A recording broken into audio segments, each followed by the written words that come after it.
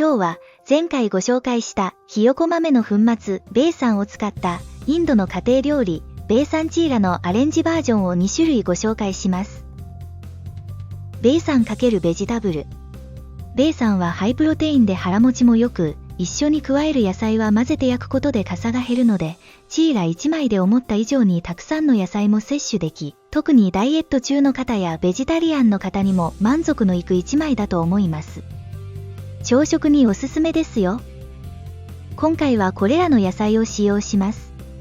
このお野菜の組み合わせは私のおすすめの組み合わせではありますが、ぜひ自由な発想で皆さんのお好きな野菜を細かくカットして混ぜて焼いてみてくださいね。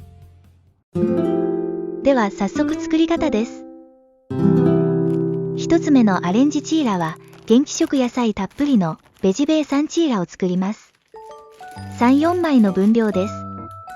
ベーサン 100g に今回は焼き目を少しカリッとさせたいので筋、セモリナ粉を 20g 混ぜます。筋をお持ちの方は入れていただければと思いますが、省略していただいてベーサン 120g にしていただいても大丈夫です。次に塩小さじ4分の3、レッドチリパウダー小さじ2分の1、アジョワンシード小さじ2分の1を加え一旦混ぜます。そこへ水を少量ずつ加えながら混ぜ、この後加える野菜からも水分が出るので、この段階では固めの生地にしておきます。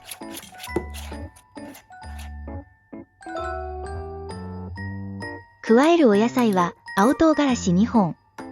辛いのが苦手な方は省略してくださいね。次に玉ねぎ4分の1、人参4分の1本、トマト2分の1個をみじん切りして加えます。よく混ぜて、具が入っているので、プレーンチーラの時よりは固めの生地に仕上げます。この分量で水はトータルで 120cc 使っています。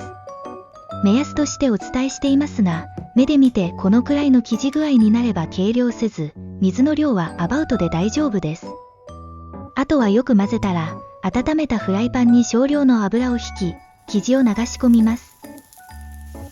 やや弱火で一度表面に焼き目を入れて、裏返し、蓋をしてじっくり全体に火を通します。前回もお伝えしましたが、粉の生焼けはお腹に良くないので、思った以上に焼き時間はかかります。フライパンに入れてから1枚焼き上がるまで、大体ですが8分から10分ほど焼きます。パラタもそうなんですが、インドの具を入れた粉物系は地味に焼き時間がかかるので、時間と心に余裕がある時に作るのがおすすめです。最後は蓋を取って、火力を上げて表面をカリッと焼き上げたら完成です。今回も前回と同じく、トマトチャトニ、コリアンダーミントチャトニ、トマトケチャップをつけていただきます。もう一つのチーラを作っていきましょう。二つ目のアレンジチーラは、インド人夫も好きなほうれん草とカッテージチーズを加えたパラック&パニールチーラです。パニールはカッテージチーズのことです。パニールは熱を加えてもお豆腐のように形が残るのが特徴ですが、なかなか手に入らない食材ですよね。そこで焼くと溶けてはしまいますが、日本のスーパーで手に入りやすい 6P チーズで代用するのもおすすめです。生地の土台の作り方は先ほどと同じなのですが、ホールスパイスのアジュワンシードをクミンシードに変更しています。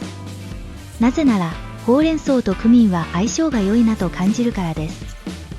同じように生地を固めに混ぜたら、青唐辛子2本、玉ねぎ4分の1個、ほうれん草2房と、パニール 80g を細かくカットして加えてよく混ぜます。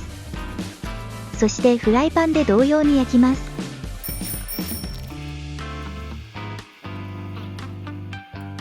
今回は焼いている間に、私のお気に入りのキッチンツールをご紹介しようかと思います。基本的に木、瓶、ステンレスが好きなんです。中でも、新潟のメイドインツバメが本当に好きで、愛してやみません。特に艶消しのステンレスが大の好みです。インドのこういう段々になったステンレス製のお弁当箱ご存知ですか？インドだとツヤっとしたステンレス製のお弁当箱しか見かけたことがなく、いつかメイドインツバメで艶消しのステンレス製インドのお弁当箱ダッパーを作れたらいいなという淡い夢を持ち続けています。さあ、ほうれん草とパニールのチーラの焼き加減はいかがでしょう。見た目はお好み焼きのようですよね。ですが、食べると全然違います。スパイスも入っていますからね。さあ、完成です。